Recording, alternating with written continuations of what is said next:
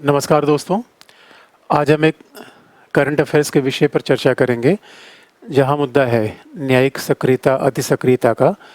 क्योंकि हाल के दिनों में ऐसा लग रहा है कि न्यायपालिका काफ़ी सक्रिय है और वैक्सीन के मुद्दे पर लेकर जिस तरीके से न्यायपालिका के द्वारा सरकार के खिलाफ तल्ख टिप्पणी की गई है, उससे ऐसा लगता है कि न्यायपालिका और सरकार के बीच टकराव बढ़े हैं। अब ज़रा इस टकराव को समझने के लिए हम पहले पॉइंट को देखें तो पहले हम संविधान से शुरुआत करें। अगर संविधान की बात को देखें तो हमारा संविधान जो विधि के शासन की स्थापना करता है, यानी संविधान की मूल मान्यता ये है कि शासन का कोई अंग सर्वोच्च नहीं है। और विधि के शासन का मतलब है कि चाहे न्यायाधीश हो, चाहे प्रधानमंत्री हो, वो सब विधि के नीचे हैं। विधि मंत्री भी विधि के नीचे है। ये विधि के शासन की खास बात है। और ख़ास तौर पे हमारे संविधान में शासन के हर अंग के कार्य बाकायदा विभाजित है, लिखित हैं। यानी विधायिका, कार्यपालिका, न्यायपालिका, ये सरकार के 3 अंग हैं और तीनों अंगों के काम बाकायदा संविधान में उल्लिखित है। उनकी सीमा रेखा भी निर्धारित है। इसे संविधान हर सरकार के अंग की लक्ष्मण रेखा तय कर देता है। उसके हिसाब से हमारे यहाँ इसी को शक्ति पृथक्करण कहते हैं, शक्ति का बंटवारा कहते हैं। और उसके हिसाब से संसद विधि का निर्माण करेगी, कार्यपालिका उसे लागू करेगी, कार्यपालिका लागू करेगी तथा कार्यपालिका का मूल काम क्या है? पॉलिसी का निर्माण, नीति का निर्माण। और न्यायपालिका का मूल काम क्या है? उसकी संवैधानिक वैधता की जांच करना कि वो विधि के खिलाफ तो नहीं है। यानी न्यायपालिका का मूल काम फिर क्या शुरू होता है कि न्यायपालिका हमारे संविधान के मूल अधिकारों की रक्षा करती है। इसे न्यायपालिका का महत्व बहुत ज़्यादा आ जाता है, क्योंकि संभव है कई बार जो संसद है निर्वाचित संस्था है, तो कई बार निर्वाचित संस्थाओं के साथ समस्या ये होती है कि जन हित के नाम पर, जनता की इच्छा के नाम पर कई बार संविधान के प्रावधानों का भी दुरुपयोग कर सकती हैं। इसलिए विधि के शासन को बनाए रखने की पूरी जिम्मेदारी किसकी है? न्यायपालिका की। तो न्यायपालिका पहला ध्यान रखेगा कि संघ और राज्य के बीच अगर किसी प्रकार के टकराव हो रहे हैं तो इसको हल करें। अगर संसद के द्वारा बनाए गए किसी कानून से किसी मूल अधिकार की अतिक्रमण हो रहा है तो न्यायपालिका उसे रद्द करेगी। और ये भी देखेगी कि क्या संसद के द्वारा बनाया गया कोई कानून या संविधान का संशोधन संविधान के आधारभूत ढांचे का उल्लंघन भी तो नहीं है। क्योंकि आधारभूत ढांचे का वो विचार जो न्यायपालिका ने खुद केशवानंद भारती विचार में प्रतिपादित किया था कि संविधान के संशोधन की शक्ति संसद के पास है, लेकिन संविधान की मूलात्मा को हटाने का अधिकार उसे नहीं है। अब इस मूलभूत विचार को अगर हम वर्तमान संदर्भ में समझने का प्रयास करें तो ऐसा लगता है कि अभी जो वर्तमान स्थिति है उसमें न्यायपालिका कई ऐसे कदम हैं जिससे ऐसा दिखता है कि न्यायपालिका थोड़ी सक्रिय है। जैसे खास तौर पे किसानों के आंदोलन के मुद्दे पर न्यायपालिका ने जो कमेटी बना दी। आप याद रखिए, न्यायपालिका का मूल काम क्या है? संविधान की रक्षा करना, मूल अधिकारों की रक्षा करना। और अगर संसद कोई ऐसा विधि बनाए जिससे मूल अधिकारों का हनन हो रहा है, कोई कार्यपालिका ऐसी नीति बनाए जिससे मूल अधिकारों का हनन हो रहा है, तब न्यायपालिका इस पक्ष में आती है कि न्यायपालिका ये देखेगी कि संविधान के खिलाफ है, प्रतिकूल है। लेकिन न्यायपालिका काम अब कृषि के मामले पर एक कमेटी बना देना, ऐसा लगता है कि तकनीकी तौर पर न्यायपालिका का सैद्धांतिक कार्य नहीं है। दूसरी बात, अभी आप देखेंगे वैक्सीनेशन के मुद्दे पर, अब किस राज्य को कितना वैक्सीनेशन दिया जाए, उसकी प्राइस कितनी होनी चाहिए, वैक्सीनेशन कब तक उत्पादन होगी, ये सारा प्रशासनिक मामला है। आपको हम बता दें, न्यायपालिका मूल रूप में वैधानिक झगड़ों को हल करने की संस्था है। प्रशासन का मामला क्या है? हम कितनी वैक्सीन किसको देंगे, कहाँ से खरीदेंगे, कब तक देंगे। अब इसके लिए हमारे पास मैन पावर चाहिए, अवेलेबिलिटी चाहिए, बहुत सारी तकनीकी पेचीदगियाँ होती हैं और सबसे बड़ा पैसा चाहिए। तो अब अगर सरकार ये पूछने लगे कि भाई आपको इतने बजट मिला है, आप कितना पैसा खरीद रहे हैं, कितने के वैक्सीन लाए, तो ऐसा लगता है कि सीधे पॉलिसी मामले में इंटरवेंशन है। जो कि ऐसा दिखता है कि पॉलिसी मामले को आगे बढ़ाने की शक्ति इसको है, कार्यपालिका को। कार्यपालिका पॉलिसी मामले को आगे बढ़ाएगी। इसलिए और कहा जाता है कि न्यायपालिका के द्वारा कई ऐसे पिटीशन को स्वीकार कर लेना कि जैसे कि 12th के एग्ज़ाम कैंसिल किए जाए, ना किए जाए। अब ये न्यायपालिका को ऐसी पिटीशन स्वीकार करना चाहिए, नहीं करना चाहिए, ये भी अपने आप में एक विवाद का विषय हो सकता है। लेकिन इस वर्तमान मामले पर न्यायपालिका की सक्रियता देखी जा सकती है केवल इस कामों से नहीं, कुछ ऑब्जर्वेशन से भी। कुछ ऑब्जर्वेशन से, जिस तरीके से हमारे उच्च न्यायालय ने कहा कि सरकार बिल्कुल शुतुरमुर्ग की तरह कार्य कर रही है। न्यायपालिका ने कहा कि सरकार के लोग बड़े-बड़े आइवरी टावर्स में बैठे हुए हैं। तो कई बार ऑब्जर्वेशन भी न्यायपालिका का तुलनात्मक रूप में कठोर रहा है। अब जरा देखिए न्यायपालिका क्या कहना है। न्यायपालिका कहना है कि हम पॉलिसी मामलों में कोई इंटरवेंशन नहीं कर रहे हैं, क्योंकि हमारा सरोकार किसके है, आर्टिकल 21 से है, हम जीवन की रक्षा करेंगे। और अगर लोगों की मृत्यु हो रही हो किसी कारण से हो, तो यहाँ पे सरकार को निर्देश देना हमारा काम है, क्योंकि हम किसी को परमादेश दे सकते हैं। परमादेश देना तो फंडामेंटल राइट है, क्योंकि जो भी सरकारी पदाधिकारी है उसके अपने दायित्व हैं। जो भी सार्वजनिक पद पे बैठा है उसके दायित्व है, उन दायित्वों से अनदेखी नहीं कर सकता। दूसरी बात, न्यायपालिका कहना है कि हम जनहित की भी रक्षा करते हैं। अब जनहित का अपने आप में सरोकार बड़ा व्यापक हो जाता है, और जनहित का हो सकता है सरोकार मूल अधिकार से भी हो, मूल अधिकार से न भी हो। लेकिन जनहित का मतलब है कि न्यायपालिका कहती है कि हमारा परंपरागत काम केवल ये नहीं रहा है कि हम केवल झगड़ों का निपटान करें, यानी विवादों को हल करना न्यायपालिका का काम है। लेकिन उससे बहुत महत्वपूर्ण काम क्या है भाई, न्यायपालिका भी सामाजिक न्याय करेगी। न्यायपालिका का न्याय केवल वैधानिक ही थोड़ी होगा, सोशल जस्टिस भी होगा। इसलिए हमें देखेंगे कि मज़दूरों को, जो मज़दूर गए वो कहाँ गए, उनको पैसा मिला कि नहीं मिला। और सबसे बड़ी बात है कि उत्तर प्रदेश हाई कोर्ट ने, इलाहाबाद हाई कोर्ट ने ये बात कही कि किस तरीके से लोगों को मुआवजा दिया जाए। तो मुआवजा देना का मतलब है कि न्यायपालिका ने कहा भाई देखो, हम सामाजिक हित वाला काम देख रहे हैं, हमारा भी काम सामाजिक हित का करना है, क्योंकि हमारे संविधान में सामाजिक न्याय तो सबसे बड़ा प्रिंसिपल है। न्यायपालिका अगला कहना क्या है कि ठीक है, नीति का निर्माण ये कार्यपालिका का विषय है, शक्ति पृथक्करण का मुद्दा है, लेकिन नीतियां अवैधानिक नहीं होनी चाहिए, क्योंकि आर्टिकल 14 हमारे यहाँ है।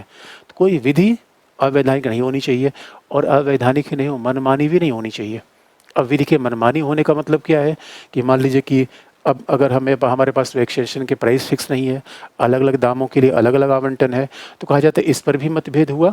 तो न्यायपालिका ने कहा कि हमारा काम पॉलिसी नीति के निर्माण पर इंटरवेंशन नहीं है, हम तो बस ये चाहते हैं कि बाकायदा चीज़ें ट्रांसपेरेंट रहें और आर्टिकल 24 के प्रक्रिया के हिसाब से चले, मनमानी न चले। इसके खिलाफ सरकार का मामला क्या, तुषार मेहता न्यायपालिका ने बार बार कहा कि भाई देखिए, जब डेमोक्रेसी का आर्गूमेंट देंगे, जब हम डेमोक्रेसी का आर्गूमेंट देते हैं तो वहाँ हमेशा प्राथमिकता माननी ही पड़ेगी लोकतंत्र की और संसद की। एक खास बात है, न्यायपालिका संविधान की रक्षा के लिए है, विधि की रक्षा के लिए, लेकिन नॉन इलेक्टेड बॉडी है।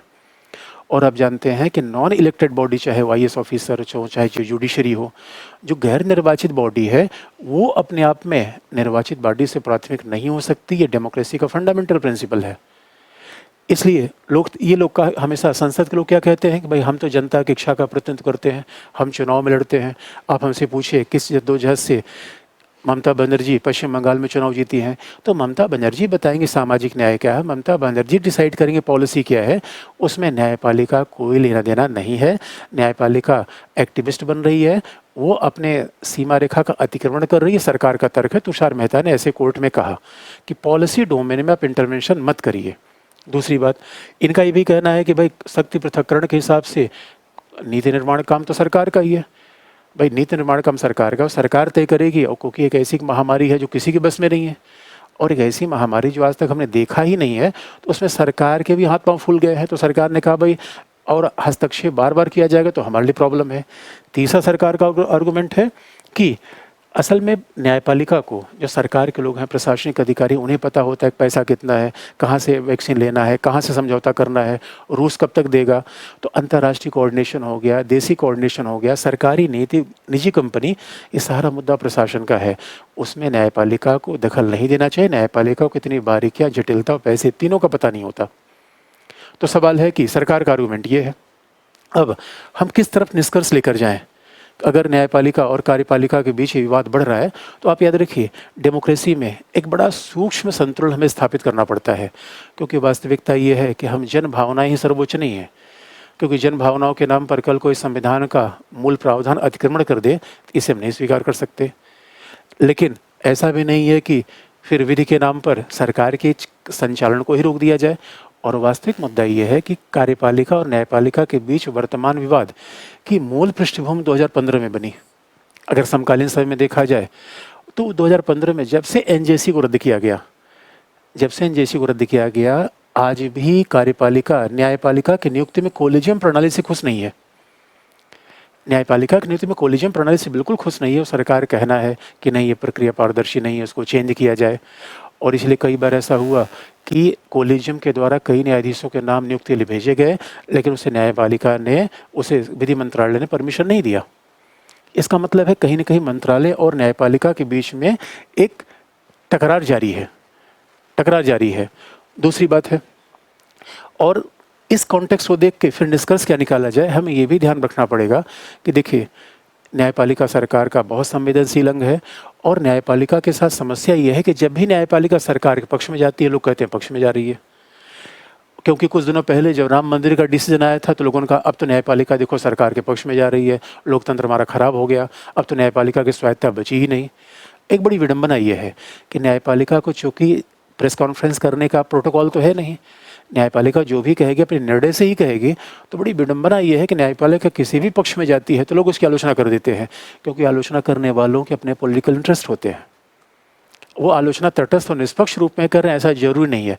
हम हर बात पे, क्योंकि जब निर्णय न्यायपालिका का आता है तो वो अपने आप में वो एक के पक्ष में होगा, दूसरे के विपक्ष में होगा। जब भी विपक्ष में होगा तो अगला आदमी क्या कहेगा कि नहीं नहीं हमारे खिलाफ जा रहा है।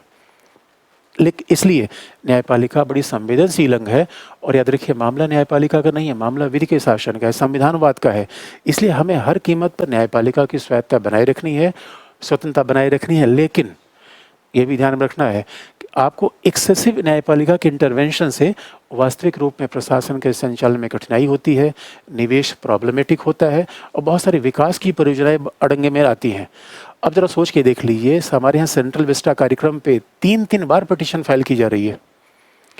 इसका मतलब है कई बार ऐसे भी लोग हैं जो न्यायपालिका के कंधे पर रखकर बंदूक चलाते हैं और सरकार का विरोध करना चाहते हैं। इसलिए न्यायपालिका के द्वारा संविधान की रक्षा के लिए, विधि की रक्षा के लिए महत्वपूर्ण काम किया जा रहा है। न्यायपालिका की स्वतंत्रता जरूरी है, लेकिन न्यायपालिका को फिर भी पॉलिसी मामलों में, नीति के मामलों में हस्तक्षेप करने से बचना चाहिए। और जस्टिस जी एस वर्मा ने भी कहा था कि न्यायपालिका की भूमिका कैसी होनी चाहिए, एक अलार्म क्लॉक की तरह होनी चाहिए। यानी न्यायपालिका की भूमिका यानी समय बताने वाली घड़ी के लिए नहीं होनी चाहिए जो हमेशा चलती रहे। न्यायपालिका तब चले जब कहीं प्रतिकूल परिस्थिति आ जाए, संविधान के मूल्यों की हनन हो जाए। अन्यथा, क्योंकि न्यायपालिका के प्रत्येक निर्णय को लागू करने का मूल अधिकार तो कार्यपालिका का है, और न्यायपालिका निर्णय देती चली जाए, कार्यपालिका लागू न करे तो उस निर्णय का कोई महत्व नहीं होता। इसलिए दोनों पूरकता होनी चाहिए। और दूसरी बात, न्यायपालिका कोई निर्णय दे दे और सरकार फिर कहे कि नहीं हम तो फिर विधि बनाएंगे, तो फिर न्यायपालिका रद्द करेगी, फिर सरकार पार्लियामेंट विधि बनाएगी, ये तो फिर चक्र दोष हो गया। इसलिए वास्तविकता ये है कि सरकार के तीनों अंगों में सामंजस्य होना चाहिए। सरकार के हर अंग का अपना महत्व है, क्योंकि वास्तविक मामला ये है कि लोकतंत्र में जनता के हित सबसे महत्वपूर्ण है। उस जनता के हितों के नाम पर कोई भी सरकार का अंग शक्तिशाली बने, ऐसा नहीं होना चाहिए। इसलिए मूल निष्कर्ष क्या है? सबका साथ, सबका विकास। धन्यवाद।